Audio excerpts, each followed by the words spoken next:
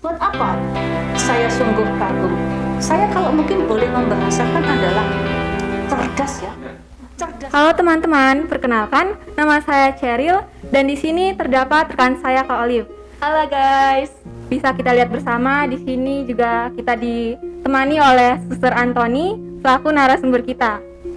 Suster bisa menyapa teman-teman di kamera. Terima kasih Cheryl, Olive, saudara-saudari, teman-teman, alumni dan anak-anakku semuanya.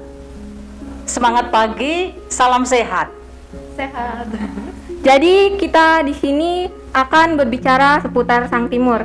Mengingat Sang Timur kemarin pada tanggal 16 Januari menempati umur ke 33 loh. Wah, sudah 33 tahun ya. Pasti banyak nih yang penasaran, bagaimana sih histori Sang Timur dari awal dibentuk hingga saat ini? Bisa Suster sampaikan ya secara singkat. Oke. Tapi sebelum lanjut saya bercerita, pasti saya ingin mengajak Anda dan kita pasti untuk memanjatkan puji syukur kepada Tuhan. Tuhan telah membuat karya yang luar biasa. Tuhan telah menyertai perjalanan SMA Katolik Sang Timur Yogyakarta selama 33 tahun.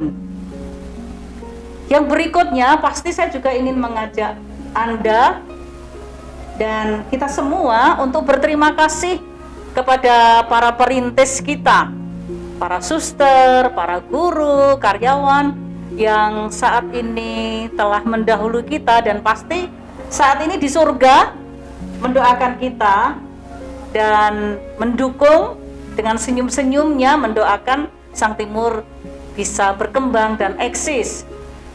Ya, kalau boleh saya sedikit bisa bercerita, ini ceritanya SMA ini alih fungsi. Dulu ceritanya SPG. Jangan lupa ya. Oh iya. Suster ini termasuk alumni. Oh, begitu guys. Iya, itu gedung SMA itu waktu diberkati. Kala itu suster jadi Miss Dinar loh. Oh my god guys, suatu Keren fun sekali. fact. Iya, saya juga bersyukur bahwa kok sekarang saya boleh di sini ya jadi kepala sekolahnya. Jadi untuk saya bersyukur sekali.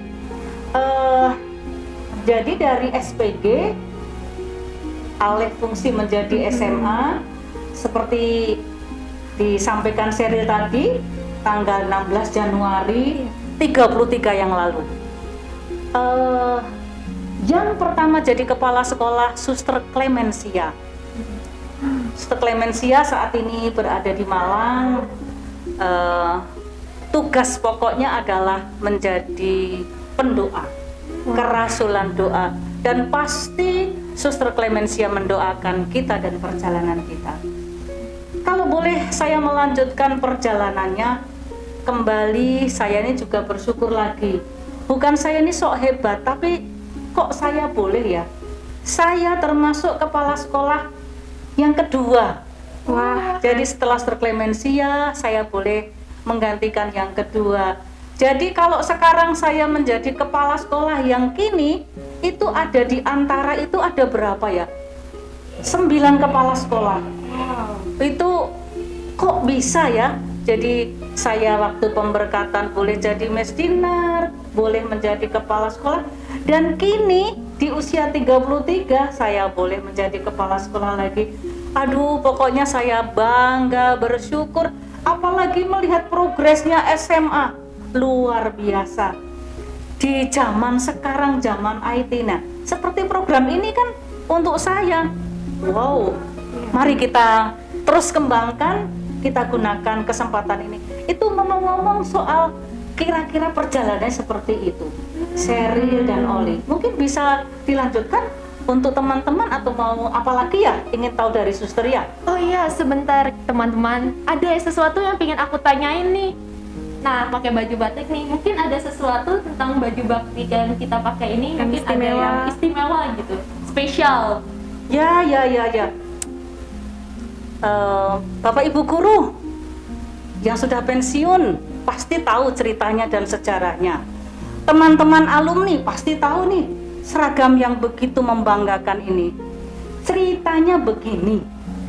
Jadi alumni kita yang namanya Kak Lejar itu setelah SMA melanjutkan kuliah di ISI, dan di sana dia itu menyumbangkan desainnya ini. Jadi ini desainnya dan ada filosofinya. Untuk saya itu saya sangat bangga sekali.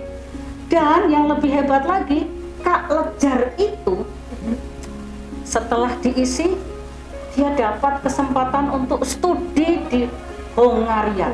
Wah, keren banget ya. Nah, maka saya hanya ingin katakan kepada anak-anakku yang sekarang dan alumni, ternyata pergi ke luar negeri itu caranya bisa macam-macam. Jadi orang yang sekarang yang dikatakan cerdas itu tidak selalu harus yang cerdas matematika, tapi cerdas seni pun bisa mendapat beasiswa belajar di luar negeri. Bahkan saya hanya mau mengatakan bahwa ayolah nak, optimalkan, galilah potensi Anda. Begitu kira-kira. Jadi seragam ini memang sengaja dilestarikan karena ini penuh filosofinya, bagaimana Sang Timur, semangat Sang Timur ini menjiwai kita. Dan terima kasih ya Kak Lejar, terima kasih sudah membuatkan desain yang bagus. Bahkan Kak Lejar sudah membuatkan apa ya istilahnya itu, semacam prasasti atau apalah. Itu sekarang ada di ruang tamu kepala sekolah, diberi lampu yang sangat indah sekali. Intinya saya ingin mewariskan ini loh, hal-hal yang indah yang boleh kita lanjutkan. Begitu kira-kira. Jadi bersemangatlah dan banggalah menggunakan batik ini, dan kelihatan cakep-cakep, yang cowok, yang cewek cantik-cantik, keren. Begitu kira-kira. Iya. Jadi kita harus bangga ya menggunakan seragam ini berkat alumni kita yang sudah mendesain ini. Dan juga untuk anak-anak seni, jangan rendah hati ya. Ternyata semua rendah diri, bukan rendah hati. Oh my god, rendah hati ya. Iya, mohon maaf. Diri. Oke, jadi mohon maaf atas kata-kata saya yang tadi. Jadi jangan rendah diri, karena anak-anak seni itu pasti keren-keren dan kalian tuh hebat-hebat. Jangan terpuruk karena melihat yang lain tuh pintar lebih matematika, IPA-nya lebih bagus. Jangan terpuruk, kamu pasti bisa. Tetap kembangilah. Oke, kita lanjut. Untuk kan dari yang tadi nih, pengen nanya dong karakteristik anak-anak di Sang Timur tuh seperti apa? Pasti pada keren-keren dong kayak saya. Pasti. Yang jelas saya ini sangat bangga punya murid-murid yang sekarang sudah jadi alumni, bahkan yang sekarang sedang berproses di kelas 10, kelas 11, kelas 12. Saya tidak bisa mengatakan dengan kata yang pas ya, adanya itu cuma bangga dan bersyukur. Karena anak-anak itu coba di tengah situasi pandemi ini, Anda masih kreatif. Kemarin kelas 12 sudah membuat batik, mereka sudah membuat, ada yang kemeja, ada yang jaket, bahkan bersama Pak Tovan sudah membuat ujian praktek, membuat video. Tunggu saja, bagus sekali. Itu yang kelas 12. Belum lagi yang kelas 11 dengan kreativitasnya. Kemarin saya juga melihat ada yang membuat desain kaos bagus. Yang saya heran lagi tuh, ya ampun Tuhan, kok bisa ya anak-anak, guru, karyawan membuat karya-karya lomba, dan itu dibuat buku dan melibatkan semua loh. Aduh, saya minta izin susternya yang belum ikut, malu saya. Sebenarnya saya malu, tapi kenapa ya kok waktu itu saya nggak bisa ikut ya. Tapi itu loh, saya sungguh merasa bahwa anak-anak ini mau diajak untuk sigap, cerdas. Bagaimana ini situasinya seperti ini, kita harus buat apa? Saya sungguh kagum. Saya kalau mungkin boleh membahasakan adalah cerdas ya. Cerdas itu bukan bagi saya, cerdas itu karena di visi misi juga ada cerdas, dan cerdas itu bukan hanya akademis, tapi cerdas dari kemampuan keterampilan, juga cerdas hatinya. Saya kok melihat itu tampak nyata dalam diri anak-anak di tengah-tengah situasi pandemi COVID-19. Saya merasa bangga dan anak-anak saya. Bahkan bukan hanya itu aja, soal sosial. Bagaimana mereka PK terhadap teman-temannya yang kemarin itu ada yang sakit, bisa buat apa, mendoakan, mengumpulkan. Saya sungguh tersentuh lagi, baru saja di minggu ini ada anak, saya tidak mau sebutkan namanya lah, rasanya kurang etis ya, tapi anak itu kelas 10. Saya tiba-tiba waktu masih dalam perjalanan jumpa anak itu nyeletuk bilang apa, "Suster, saya senang loh sekolah di Sang Timur, saya punya teman banyak, saya sekarang bisa bercerita." Saya kaget, terharu, balik saya bertanya, maaf, kamu dulu dari SMP mana ya? "Oh suster, saya dari SMP bla bla bla, itu dari kota." Sungguh, saya sampai, itu berarti suasana SMA home, sehingga anak bisa mengungkapkan dirinya. Maka saya bilang, apa ya karakternya? Pokoknya saya melihat semua hebat, semua cerdas, dan suasana pembelajaran di SMA sangat menyenangkan. Itu yang saya baca, anak-anak gembira, saya sendiri juga dibuat gembira. Jadi energi positif saya merasa. Itu mungkin kurang lebih, saya kok menyimpulkan susah, tapi pokoknya anak-anak SMA Sang Timur kelas 10, kelas 11, kelas 12 cerdas. Wah, saya juga senang ya bersekolah di Sang Timur. Saya dari teman dari NTT, ada juga dari sini termasuk saya, merasakan kesenangan tersebut dengan segala kegiatan yang ada di Sang Timur. Dan untuk selanjutnya mungkin ada pertanyaan dari saya dan juga Cheryl. Di sini kami ingin bertanya, apa sih harapan suster untuk kedepannya?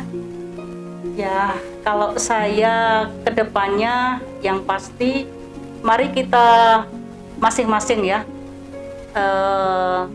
saya sebagai kepala sekolah masih bisa mengoptimalkan apa? Para guru, karyawan juga masih bisa mengoptimalkan diri, dan para siswa, lebih-lebih yang sekarang berproses. Intinya saya mengajak, mari kita sebagai anggota komunitas SMA Sang Timur semua menggali potensi-potensi positif dan dikontribusikan untuk kemajuan diri dan kemajuan komunitas.